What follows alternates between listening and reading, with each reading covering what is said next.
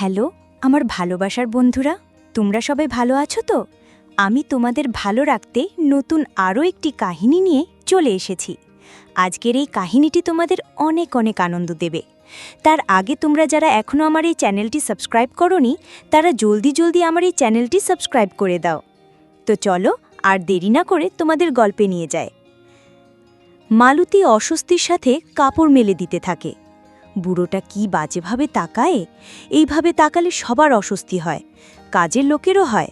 মালতীর কিছু করার নেই, কারণ বুড়ো বেশি টাকা দেয়, বেকার স্বামীকে চালাতে হয় তার। তাই মালতীর কিছু করার নেই, সব মুখ বুঝে সহ্য করতে হয়। বুড়োর বাড়িতে কেউ নেই, বুড়ি মারা গেছে, ছেলে মেয়ে দুটোই দিল্লি মুম্বাই থাকে। আর বুড়ো রিটায়ার করে বাড়িতে থাকে আর সারা দিন বসে থাকে। মালতী দেখতে পায় বুড়ো হয় কিছু পড়তে থাকে অথবা ওই সিনেমা দেখতে থাকে। মালতীকে দেখে লুকিয়ে ফেলে বুড়ো, কিন্তু মালতী বুড়োর থেকে অনেক চালক। ও বুঝতে পারে বুড়ো ওকে লুকুচ্ছে। তবে বুড়ো এমনিতে ভদ্র, কখনো বাজে ইঙ্গিত করে না বা কোনো বাজে প্রস্তাবও দেয় না। মাঝে মাঝে মায়া হয় সেনবাবুর জন্য, বউ মরে যাতাতে বুড়ো একাকী হয়ে পড়েছে, তাই সারা দিন নিশ্চুপ থাকে। মালতীর মনে হয় ও যতক্ষণ বাড়িতে কাজ করে ততক্ষণ বুড়ো মানুষ সঙ্গ পায়, তাই বুড়ো ওকে দেখে যদি একটু শান্তি পায় পাক, মালতীর অস্বস্তি হলেও সহ্য করে নেবে। মালতীর জীবনে অনেক ঝঞ্ঝাট। একে তো বেকার স্বামী, তার সাথে বিধবা ননদও একজন আছে। তবে ঝর্ণা অত মুখরা নয়, বরং ভাইয়ের বউয়ের সাথে মিলেমিশেই থাকে, ওর কাজে সাহায্য করে। ওদের মধ্যে হালকা রসিকতাও হয়। মালতী লজ্জা পায়, কিন্তু ঝর্ণা বাচাল।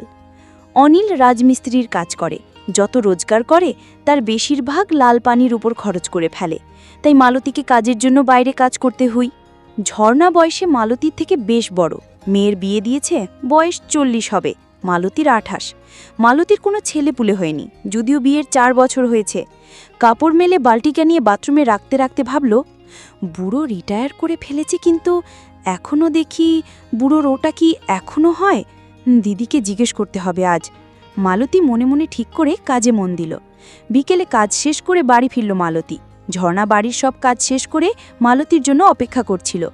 মালতীকে দেখে ঝর্ণা বলল, কি রে, খুব খাটুনি গেছে? আর বলো না দিদি, সব কাজই তো করতে হয়। বুড়োর জন্য 2 বেলার খাবার তৈরি করে রেখে আসতে হই। তা বুড়ো কি দুপুরের রান্না বিকেলে খেতে পড়ে? বুড়োর আর কি করার আছে, বুড়ো আমাকে বলেছিল 2 বেলা রান্না করলে টাকা বেশি দেবে, কিন্তু আমার এত সময় কোথায়, আরও অন্য অসুবিধাও আছে। ও আচ্ছা। মালতী ভেবেছিল ঝর্ণা জানতে চাইবে কি অসুবিধা।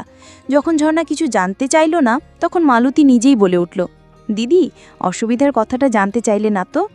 ঝর্ণা জবাব দিল, অসুবিধাটা কি সেটা আমি ধারণা করতে পারছি। হইতে পারে রাত্রিবেলায় তোর যাতায়াত করতে ভয় করতে পারে, অথবা এমনও হতে পারে যে তুই বদনামের ভয় করিস। তুমি বেশ বলেছ, আসলে রাত্রিবেলায় যাতায়াত করতে আমার ভয় করবে, তাই চিন্তা করছি। মালতী ইচ্ছে করেই সেনবাবুর কথা বলি বলি করেও বলল না, কারণ ওর মনের মধ্যে একটা ভাবনা এসে গেছে। যদি পটিয়ে পটিয়ে ঝর্ণাকে সন্ধেবেলা রান্নার জন্য পাতানো যায়, তাহলে ইনকাম কিছু বাড়বে। ঝর্ণা কিন্তু টোপ গিলে ফেলল। ঝর্ণা মালতীকে বলল, কেন যে এত ভয় পাস? কে আর কি করবে? সন্ধেবেলায় একা মেয়ে ছেলে দেখলে অন্ধকারে বখাটে ছেলেগুলো কখনো সখনো একটু গায়ে পড়াপড়ি, এর বেশি কিছু করার সময় বা সুযোগ পায় কোথায়? পরিতোষ সেন হুকো খেতে ভালোবাসেন। হুকো তৈরি করাটা বেশ ঝামেলার কাজ। চাকুরি জীবনে কাজের লোকে এই কাজটা করত। এখন পরিতোষ সেনের ঠিকের ঝি মালতীকে একবার বলেছিলেন, কিন্তু মালতী সোজাসুজি পারবে না বলেছিল। নিজের হাতে হুকো তৈরি করতে ভালো লাগে না, তাই সিগারেট খেলেন। আজ হঠাৎ ইচ্ছে করল পরিতোষের হুকো খেতে। হুকো যখন তৈরি করছিলেন, এমন সময় কালিং বেল বাজল। দরজা খুলে দেখলেন সামনে মালতী। মালতীকে দেখে পরিতোষ সেন বললেন, এসো, ঘরে এসো। মালতীর পিছনে আরও একজন মহিলা আছে, সেটা সেনবাবু দেখলেন যে ওরা দুজন ঘরে ঢোকার পর। সেনবাবু বললেন, উনি কে? মালতী জবাব দিল, আপনার সন্ধেবেলা রান্না করার জন্য লোক নিয়ে এলাম, কিন্তু একটা কথা আছে। বলো কি কথা? আপনি আমাকে যত টাকা দেন তার ডাবল দিতে হবে।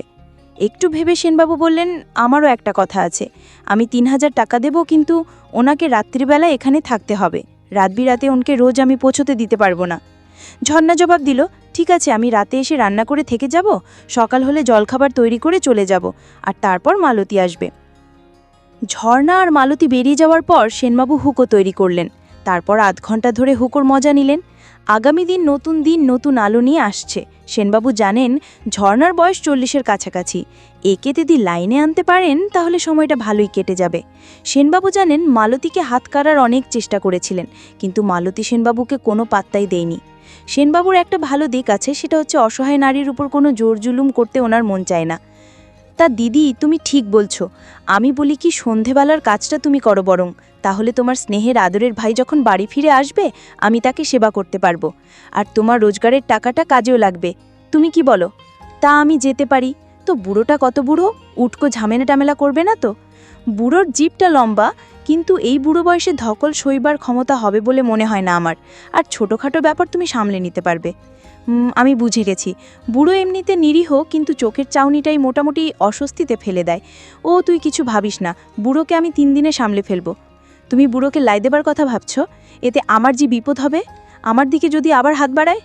তা তুই চিন্তা করিস না বোন আমার, আমি সব সামাল দিয়ে দেব। আজই আমায় নিয়ে চলো। মুখে একটু বিরক্তি দেখালেও মনে মনে মালতী খুব খুশি। কিছু টাকা পয়সা বেশি আসলে ভালোই চলবে। আজই তোমাকে নিয়ে গিয়ে পরিচয় করিয়ে দেব। মালতী যখন আশেপাশে কাজ করে উনি এক দৃষ্টিতে তাকিয়ে থাকেন। মালতী বুঝতে পারে সেনবাবু ওর দিকে তাকিয়ে আছেন। অস্বস্তিতে মালতী কাপড় টেনে ঠিক করে। মালতীর কিছু করার নেই, অর্থের প্রয়োজন, তাই কিছু বলতে পারে না মালতী। কিন্তু সেনবাবু লেগে আছেন। উনি জানেন কঠিন কাজ করতে গেলে লেগে থাকতে হয়, তাতে সাফল্য পাওয়ার সম্ভাবনা বেড়ে যায়। ঝর্ণা আসাতে কি পরিতোষেন প্রৎফুল্ল? তা উনি উৎফুল্ল তো বটেই, মালতী তো দিনের বেলায় আসবে। ঝর্ণাকে বগল দাবা করতে খুব একটা কাঠখড় পোড়াতে হবে না মনে হয়। কিন্তু সেনবাবুর আসল চোখ মালতীর দিকে। সেনবাবু মনে মনে ঠিক করলেন প্রথমে উনি ঝর্ণাকে কাবু করে নেবেন। ঝর্ণা একবার বসে এসে গেলে ও সেনবাবুকে মালতীকে জয় করার রাস্তা বের করে দেবে। মনে মনে হাসলেন, কাজ হয়ে যাবে মনে হচ্ছে। পরদিন সকালে মালতী এলো কাজে। সেনবাবু আর চোখে ওকে দেখল, কোনো তারতম্য টের পায় কিনা। সেরকম কিছু ওনার চোখে ধরা পড়ল না। পরিতোষ সেন জানেন যদি ঝর্ণা আর মালতীর মধ্যে কোনো আলোচনা হয় তাহলে মালতীর আচরণে সেটা ধারা পেত, তাতে সেনবাবুর কাজটা সহজ হয়ে যেত। কিন্তু সেনবাবু দমার পাত্র নয়। প্রথমে উনি ওনার দৃষ্টি মালতীর দিকে দিয়ে মালতীকে বলল, কি মালতী, আজ সন্ধ্যায় তোমার ননদেশে রান্না করে দেবে তো? মালতী বুড়োর চোখ কোথায় সেটা বুঝতে পেরে মনে মনে ক্ষেপে গেল, কিন্তু মুখে কোনো কিছু প্রকাশ না করেই জবাব দিল, কাল তো ও তোমাকে বলে গেল বিকেলেও আসবে। আমি আজ আর কোনো কথা জিজ্ঞেস করিনি ও আসবে কিনা। আসার ইচ্ছে না থাকলে ও নিজেই আমাকে বলতো। পরিতোষ বুঝলেন মালতী ক্ষেপে আছে। ক্ষেপে যাওয়ার কারণটা কি তাও জানেন, কিন্তু পরিতোষ পুরনো খেলোয়াড়, জানেন যে রাগ থেকেই অনুরাগের সৃষ্টি হয়। তাই পরিতোষ চোখ না সরিয়েই বললেন, তোমার ননদ যদি না আসে তাহলে আজ এই বুড়োকে না খেয়ে থাকতে হবে, সেটা বুঝতে পারছো কি? চোখ দেখলে তো মনে হয় না যে এটা বুড়োর চোখ। মালতী মুখে জবাব দিল, ও আসবে। আজ মালতী একটা শক্তি পেয়েছে, আজ ওর ভয় নেই। আস্তে আস্তে ওর জায়গাটা এই বাড়িতে পোক্ত হচ্ছে। আজ তো আর বুড়ো এই বাড়ি থেকে বেরিয়ে যেতে বলতে পারবে না। সেনবাবুর মুখে ছিলে হাসি। অনুরাগের জন্ম হয় রাগ থেকে। এতদিন মালতীর মধ্যে অবজ্ঞা দেখতে দেখতে হীনমন্যতায় ভুগছিলেন, আজ মালতীর রাগ দেখে স্বস্তি পেলেন। মেয়েরা যখন তোয়াক্কা করে না তখন পুরুষ মানুষের কিছু গড়ার থাকে না। অবজ্ঞা করার মানে হচ্ছে অপমান করা, মূল্য না দেওয়া। কিন্তু পুরুষের দৃষ্টিতে যদি নারী সচেতন হয়ে যায় তার থেকে পুরুষের মনের মধ্যে আশার সঞ্চার হয়। তাই সেনবাবু আজ মালতীর অবজ্ঞার দেওয়াল ভেঙে ওর ভ্রুকুটির আভাস দেখতে পেয়ে আনন্দিত। রাগ থেকে নিশ্চয় অনুরাগ জন্মাবে। তাছাড়া ঝর্ণা বিকেলে আসছে, ঝর্ণার মধ্যে পরিতোষ এক আশার আলো দেখছেন। ঝর্ণাকে মানাতে পারবেন বলে মনে হচ্ছে। মনে মনে পরিতোষ ভগবানের কাছে আর্জি রাখলেন, হে প্রভু, এই বিপত্নিক বুড়োর দিকে একটু মুখ তুলে তাকাও।